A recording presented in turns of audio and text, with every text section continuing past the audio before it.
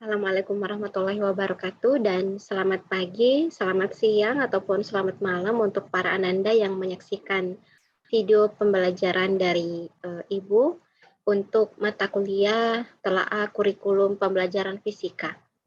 Materi ini disediakan untuk para ananda yang sudah memasuki materi pertemuan khusus pada pembahasan pengembangan silabus. Untuk efisiensi waktu, pada bagian selanjutnya akan dijelaskan tentang apa saja yang akan dijelaskan dalam beberapa slide yang akan kita bahas ke depan yang berkaitan dengan pengembangan silabus. Jadi di dalamnya nanti akan dijelaskan tentang pengertian, landasan, prinsip pengembangan, komponen silabus, langkah-langkah pengembangan silabus, dan pengembang silabus.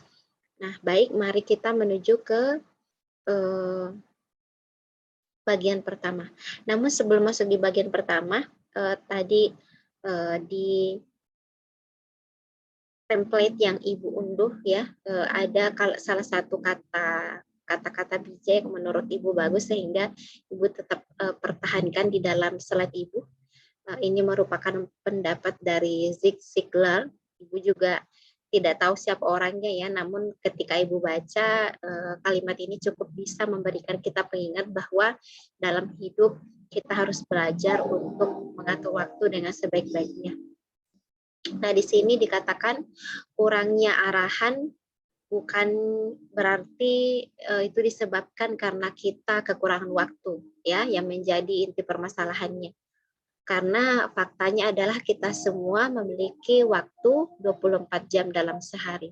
Nah, sehingga dari kalimat kata bijak ini kita bisa mengingat kembali bahwa sebenarnya dalam hidup ketika kita ingin mencapai suatu tujuan, kita kadangkala tidak sadar untuk menyalahkan bahwa kita merasa memiliki kekurangan waktu. Padahal kita tahu bahwa setiap manusia yang ada di bumi ini tidak ada yang satu harinya 25 jam, semuanya adalah 1 kali 24 jam.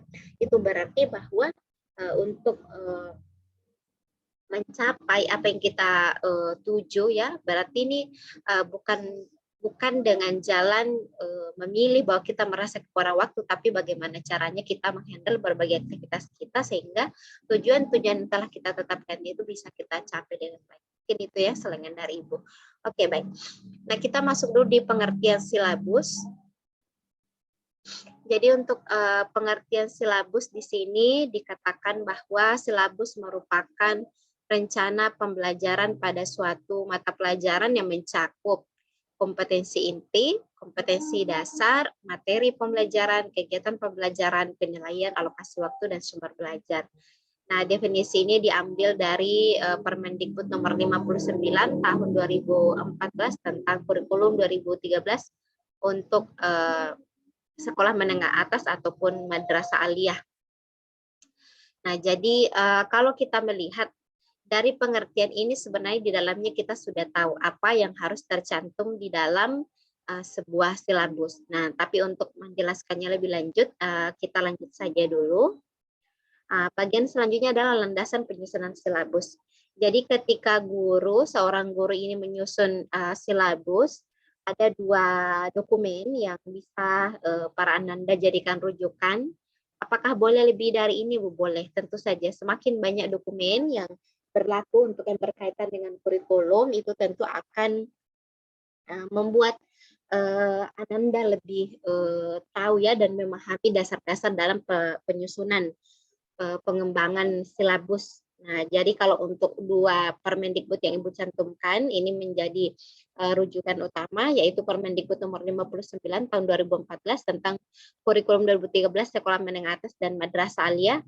Ini merupakan dokumen yang tadi Ibu gunakan untuk mencari definisi dari silabus menurut tinjauan kurikulum.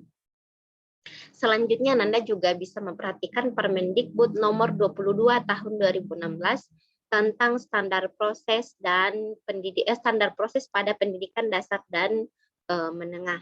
Nah, jadi kalau untuk Permendikbud nomor 22 ini Bu tentu yakin dan percaya para Nanda sudah mengetahui karena ini yang kita bahas pada pertemuan perkuliahan di sesi 1.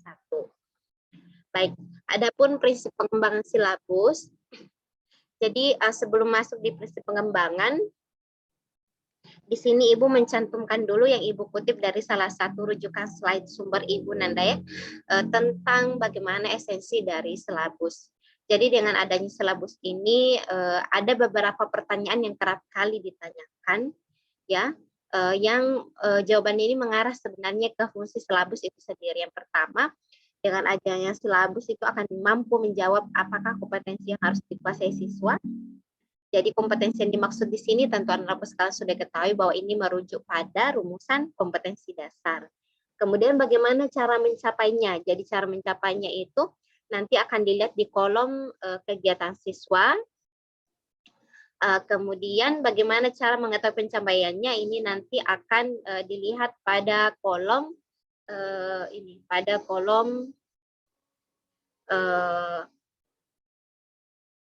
cara penilaian ya. Mohon maaf Ibu agak berhenti tadi bicara. Semoga saja suara background yang berada di sekitar Ibu tidak lebih dominan daripada suara Ibu Nanda ya. Semoga nanti pada saat Ibu dengarkan volumenya dari video yang Ibu buatkan semoga tetap jelas suaranya Ibu. Oke, baik.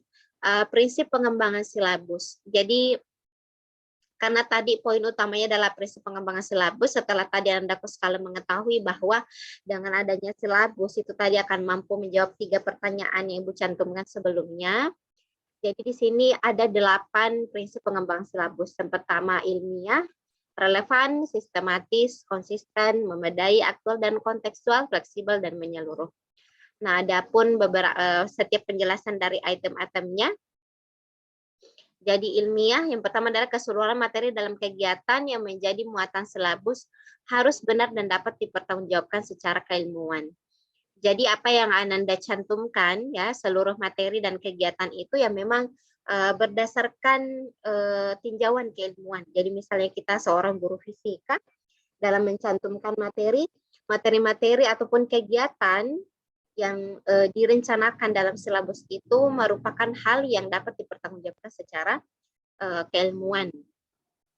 Jadi misalnya Ananda mencatatkan salah satu kegiatan adalah kegiatan lapangan. Nah, dalam dunia pendidikan kegiatan lapangan atau belajar belajar di luar kelas itu merupakan salah satu kegiatan yang lumrah dilakukan dalam dunia pendidikan. Itu salah satu contohnya ya. Nah, yang tidak lazim misalnya membawa pada kondisi pembelajaran di mana peserta didik ini terancam keselamatannya, misalnya meledakkan bahan misalnya. Nah, ini praktik-praktik seperti itu tentu tidak bisa dipertanggungjawabkan secara ilmuwan. Kemudian relevan. Cakupan kedalaman tingkat kesukaran dan urutan penyajian materi dalam silabus sesuai dengan tingkat perkembangan fisik, intelektual, sosial, emosional, spiritual, dan peserta didik. Jadi ketika Ananda sekalian menjadi guru, bukan hanya harus menguasai dari segi keilmuan ya, tapi juga harus mampu mengetahui perkembangan intelektual, sosial, emosional, dan spiritual peserta didik. Contoh, misalnya ketika Ananda sekalian mengajar anak SMP, ini tidak mungkin diberikan tuntutan aktivitas yang sebenarnya itu lebih cocok untuk anak SMA. Jadi misalnya merancang percobaan benar-benar mandiri ya, biasanya kan kemampuan seperti itu kan biasanya diharapkan ada pada anak SMA. Sedang SMP itu biasanya merupakan tingkat lanjutan dari SD yang di dalamnya masih perlu ada beberapa arahan dari gurunya sehingga misalnya dalam pelajaran fisika atau IPA di SMP itu kadang perlu mendapatkan pengarahan dari guru. Kalau misalnya pada SMA, Bu, bolehkah dilakukan dengan memberikan kebebasan kepada anak-anak? Tentu ini hal yang diharapkan ada. Namun tentu kembali lagi ke intake atau kondisi peserta didiknya. Yang mana yang lebih kondusif dalam melakukan kegiatan pembelajaran. Itu dia yang dimaksud di bagian relevan. Kemudian sistematis. Komponen-komponen silabus itu saling berhubungan secara personal dalam mencapai kompetensi. Jadi bagaimana tahapan untuk yang perlu diingat bagi seorang guru adalah merencanakan atau menyusun berbagai perencanaan kegiatan pembelajaran dengan menyediakan perangkat pembelajaran sebenarnya adalah untuk mencapai suatu rumusan kompetensi yang dicantumkan dalam kurikulum. Nah, komponen-komponen silabus, jadi apa saja itu komponen silabus, nanti sebentar akan kita bahas. Jadi ada komponen silabus ini harus saling berhubungan. Jadi kelihatan bahwa atau nampak bahwa antara materi yang disajikan, antara kegiatan belajar yang disediakan, kemudian bagaimana cara melakukan penilaiannya, itu semuanya terlihat bahwa semua yang direncanakan guru itu mampu untuk mencapai tuntutan dari kompetensi dasar yang diharapkan dapat dicapai oleh peserta didik. Kemudian selanjutnya prinsip konsisten. Adanya hubungan konsisten antara kompetensi dasar, indikator, materi pokok, kegiatan belajar mulai super belajar, dan sistem penilaian. Jadi konsisten yang dimaksud di sini, apalagi ketika silabus ini dijadikan dasar dalam penyusunan RPP itu harus nampak sinkronnya, ya. Jadi ada antara kompetensi dasar. Nah, untuk tentang konsistensi ini sepertinya lebih akan kelihatan nampak ketika kita langsung melihat nanti contohnya. Namun kalau untuk pada bagian ini anak-anakku sekalian cukup memaknai konsisten ini artinya tetap tidak berubah-ubah, atau ada formula atau ada pola khusus yang bisa kita amati secara berpola, ya, secara berpola, sehingga nampak bahwa memang antara kompetensi dasar, indikator, materi pokok ataupun materi pembelajaran, kegiatan pembelajaran, sumber belajar, dan sistem penilaian itu terdapat hubungan yang konsisten. Misalnya, kalau misalnya kegiatan belajarnya terkait dengan materi usaha dan energi, ya, contohnya seperti itu. Kemudian kegiatan belajarnya kita menyajikan suatu kegiatan praktikum, ya, dengan menguji coba mempelajari terkait dengan usaha dan energi. Nah, ketika di unsur penilaian, karena tadi ada kegiatan praktikum, berarti harusnya di unsur penilaian itu ada lembar penilaian untuk melihat progresnya siswa ketika melaksanakan kegiatan praktikum. Jangan sampai Ananda menyusun kegiatan praktikum, tiba-tiba tes penilaiannya itu hanya merujuk berupa pemberian soal. Nah, sehingga ini tidak akan nampak konsisten. Mungkin itu ya yang bisa Ibu gambarkan. Kemudian 5, memadai. Cakupan indikator, materi pokok pembelajaran, kegiatan pembelajaran, sumber belajar, dan sistem penilaian cukup menunjang pencapaian kompetensi dasar. Jadi guru dalam merencanakan suatu kegiatan pembelajaran untuk mencapai suatu kompetensi itu harus logis, memilih apakah memang itu memadai atau logis untuk mencapai kompetensi dasar.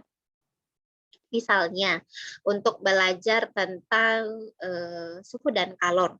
Kalau mau memahami untuk mencapai tuntutan kompetensi dasar materi suhu dan kalor, kemudian anak-anaknya ini secara harfiahnya di kehidupan mereka tidak memiliki misalnya berupa ini ya, berupa refrigerator atau kulkas ya, lemari es. Nah, tiba-tiba gurunya ini meminta untuk ada kegiatan harus menyediakan es batu misalnya.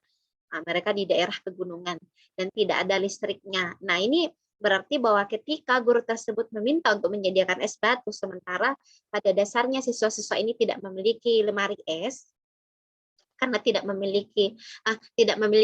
mampu menyediakan mengumpulkan bahan berupa es batu karena tidak memiliki lemari es, berarti ini bisa menjadi indikasi bahwa memadai untuk dalam hal kegiatan pembelajaran yang dilaksanakan guru itu tidak terlalu sinkron dengan apa yang dihadapi oleh siswa.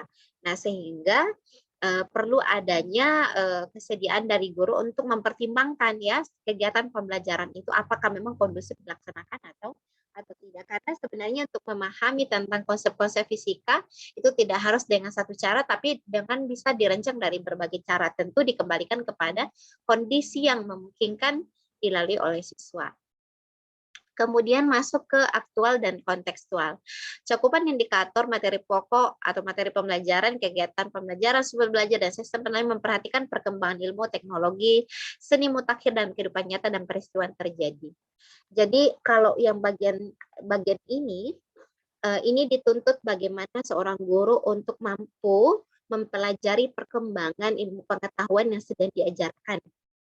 Misalnya terkait dengan materi fluida ya, fluida. Kemudian menerapkan tentang prinsip misalnya mesin hidrostatik ya, penerapan dari hukum Pascal dalam hidrostatik, prinsip hidrostatiknya.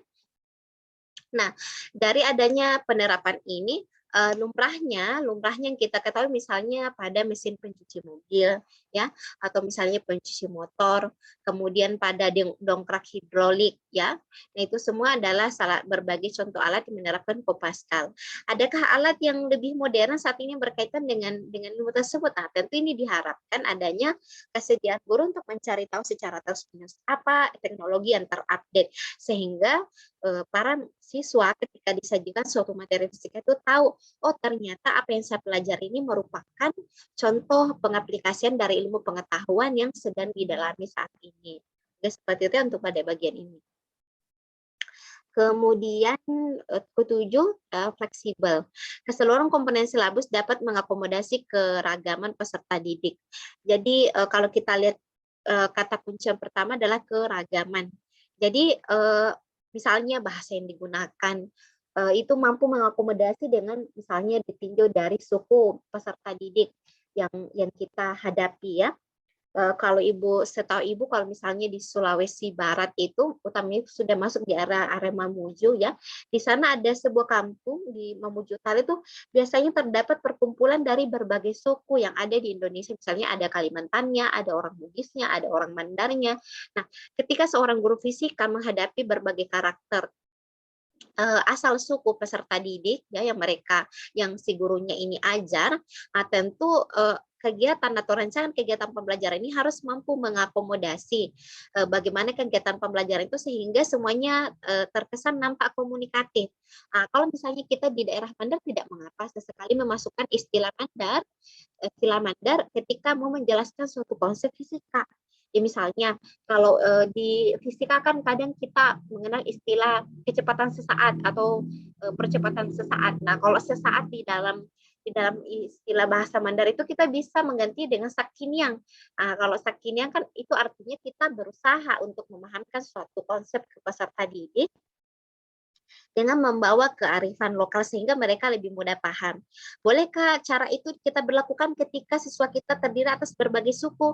Tentu saja itu kurang relevan ya, kurang relevan sehingga bisa dikatakan tidak fleksibel. Kenapa? Bisa saja yang hanya paham itu kalau kita keseringan menggunakan suku Mandar, yang paham ya suku Mandarnya saja, sehingga itulah mengapa salah satu alasan bagi seorang guru itu dituntut juga untuk memiliki kemampuan berbahasa yang baik. Sehingga misalnya tadi berdasarkan keragaman peserta didik ya, kemudian dinamika perubahan terjadi di sekolah dan tuntutan masyarakat dan ini semua atau terhadap perkembangan teknologi ya, ini semualah yang harus mampu di-cover oleh seorang guru sehingga nampak bahwa kesan pembelajaran yang dirancang itu terkesan kita bisa mengatakan bahwa sifatnya adalah fleksibel ya. Oke, mungkin itu untuk poin 7. Kemudian poin 8 menyeluruh. Komponen silabus mencakup ranah kompetensi terdiri atas 3 ranah ya. Jadi menyeluruh itu bukan hanya mengembangkan siswa untuk peningkatan kognitifnya, tapi juga menjangkau dari segi afektif atau sikap, kemudian dari segi keterampilan atau psikomotor. Mungkin itu ya. Jadi demikianlah tadi 8 prinsip pengembangan silabus yang berserta dengan penjelasannya masing-masing. Oke, kita masuk di komponen silabus. Jadi kalau komponen silabus kita mengacu pada Permendikbud nomor 22 tahun 2016 tentang standar proses dan pada pendidikan dasar dan menengah. Nah, untuk itu tadi Bu sudah sempat buka ya. Ini adalah dokumen Permendikbud nomor 22 tahun 2016. Kita mencoba mencari dulu kata kunci silabus. Oke, sudah nampak ya silabusnya. Kita hapus dulu biar bisa kita lihat kembali. Nah, kalau di sini kita lihat, jadi komponen-komponen silabus itu atau apa yang harus tercantum dalam silabus itu, di sini dicantumkan sampai poin 10 ya, 10. Mulai dari identitas, kemudian apakah dia tingkatan SMP atau tingkatan SMA sederajat ya. Kemudian ada identitas sekolah meliputi nama satuan pendidikan, misalnya SMA negeri apa ya. Kalau sekolah swasta juga ada namanya. Kemudian untuk kelas berapa, rumusan kompetensi inti ada, kemudian rumusan kompetensi dasar ada. Kalau untuk SD biasanya ada temanya, karena kalau kita SMA, untuk fisika SMA tidak ada, berarti bagian E di skip.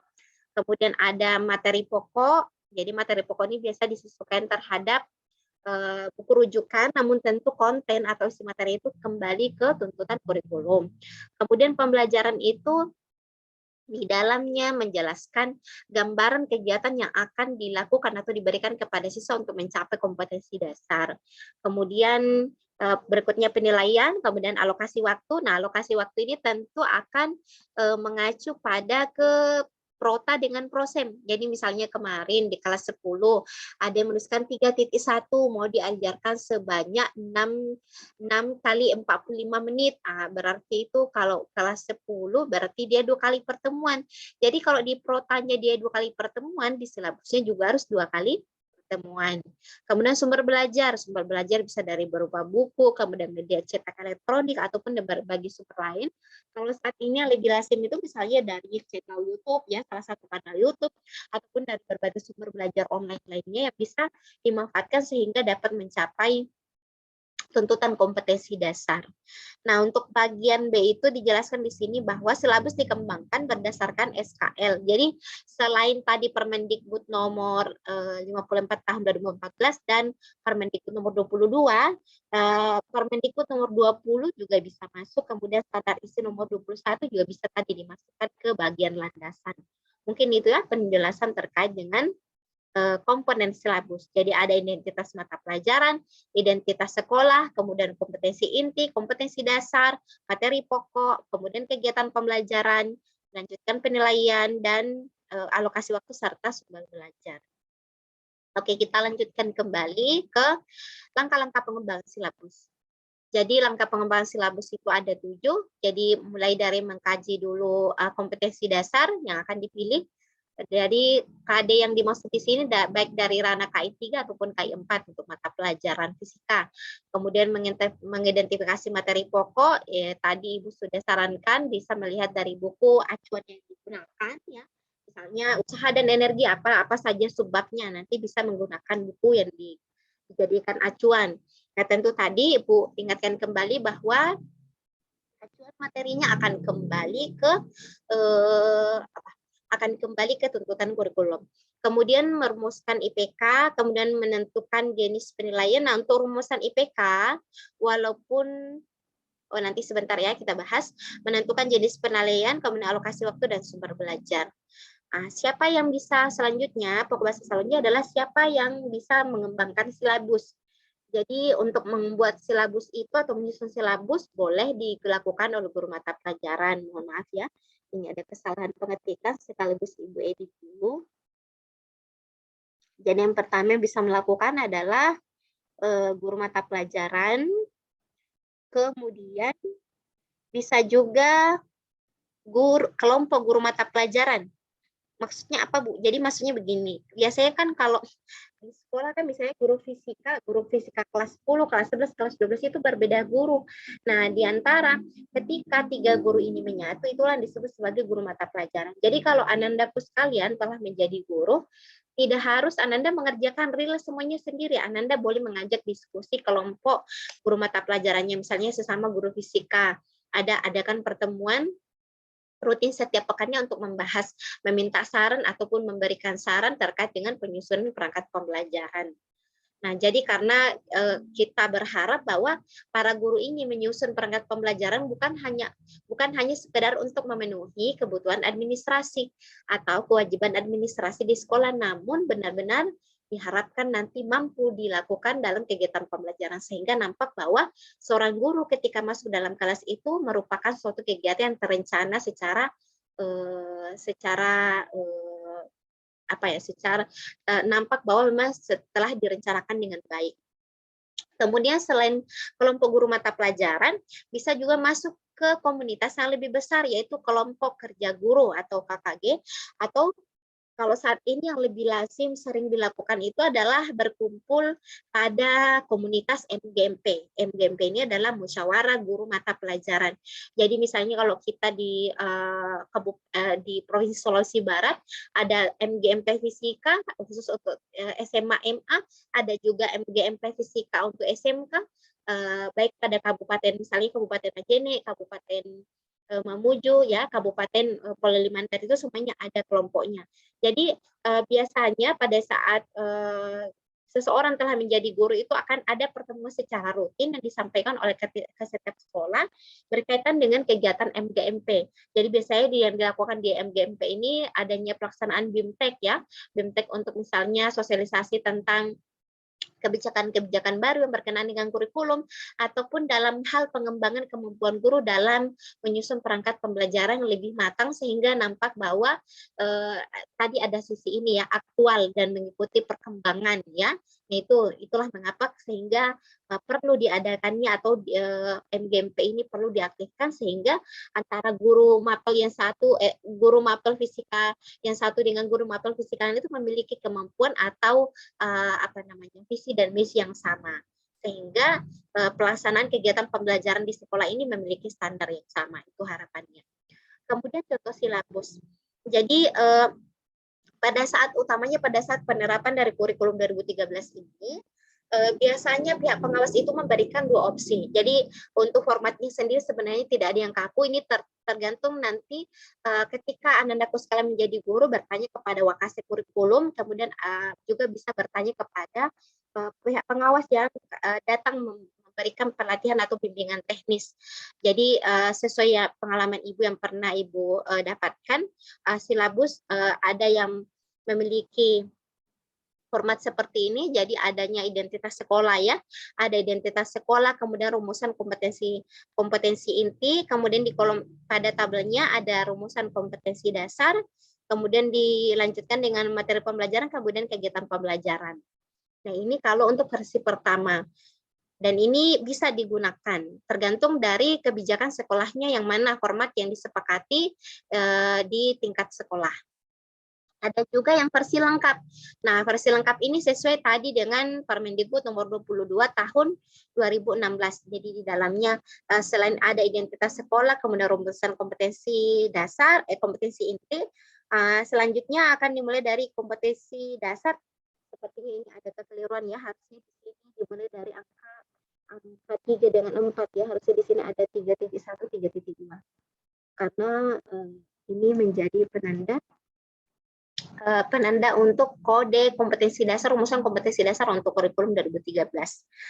Jadi tanpa memperhatikan kontennya dulu, kita fokus dulu pada format tabelnya ya. Jadi ada kompetensi dasar, materi pembelajaran, kegiatan pembelajaran, ada IPK, indikator pencapaian kompetensi ya. Nah ini indikator pencapaian kompetensi, seyogianya dimulai ini pun juga belum terlalu ini ya, Ibu tadi tidak terlalu memperhatikan kontennya. Indikator pencapaian kompetensi seperti yang Ibu telah pernah jelaskan bahwa rumusan ini merupakan penjabaran secara khusus dari rumusan kompetensi dasar. Nah, dengan mana dimulai dengan adanya kata kerja operasional ya. Nah, untuk bagian itu sepertinya Ibu perlu jelaskan khusus, kita fokus saja dulu pada format tabelnya ya.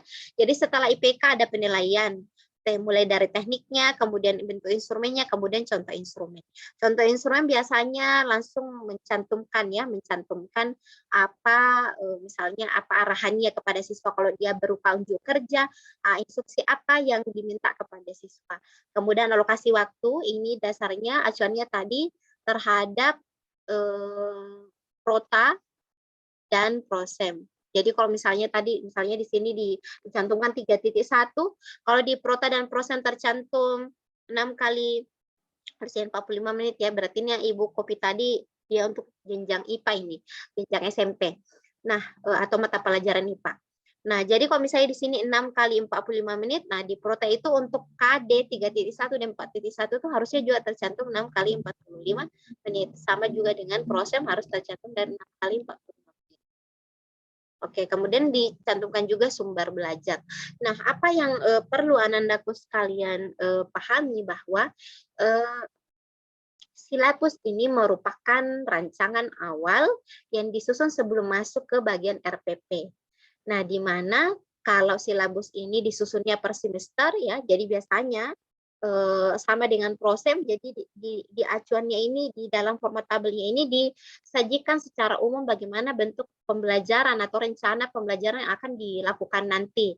Nah, bedanya ketika di RPP itu ada lagi komponen yang lebih lengkap, yaitu adanya langkah-langkah pembelajaran ataupun dengan keterangan lainnya, misalnya dengan metode pembelajaran, dengan strategi apa yang mau dilakukan, kemudian kalau ada LKS seperti apa LKS-nya, kalau ada penilaiannya berupa praktikum, rubriknya seperti apa. Nah, jadi sehingga antara silabus dengan RPP sebenarnya memiliki kemiripan, sama-sama menggambarkan tentang rencana kegiatan pembelajaran.